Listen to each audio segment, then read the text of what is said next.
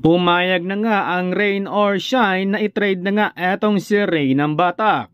Pero hindi yon sa kupunan ng Talk and Text kundi sa Blackwater kapalit ang mga first round pick na nakuha ng Blackwater mula sa Talk and Text. Sa kasalukuyan ay nasa opisina na ng commissioners ang papeles at hinintay na lang nito ang approval ni PBA Commissioner Willie Marshall. Pero hindi pa sigurado na ang Blackwater na nga ang final destination ni ng Batak dahil posible pang i-trade ng Blackwater si Ray ng Batak. Yun ay kung may mag-o-offer sa kanila ng malakas-lakas na player.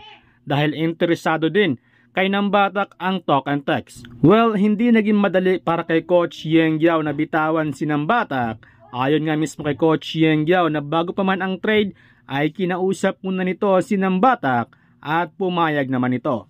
Kung sakaling Blackwater na nga ang final destination ni ng Batak, ay magapan nito ang pagkawala ni Basir Amir na pumirma na nga sa NLEX Road Warriors.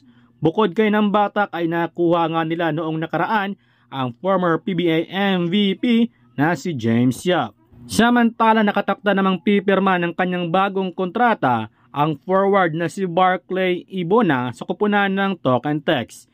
Hindi na muling pumirma ng bagong kontrato sa Converge si Ibona dahil hindi rin nagkasundo pagdating sa sahod.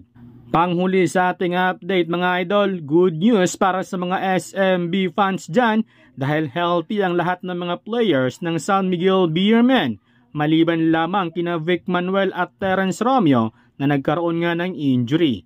Kaya dahil dito ay confident nga itong si Benny Boatwright na matapos nila sa Game 6 ang laban kontra sa Magnolia Hotshot sa PBA Commissioners Cup Finals. So yun lang muna ang ating mabilisang update sa araw na ito.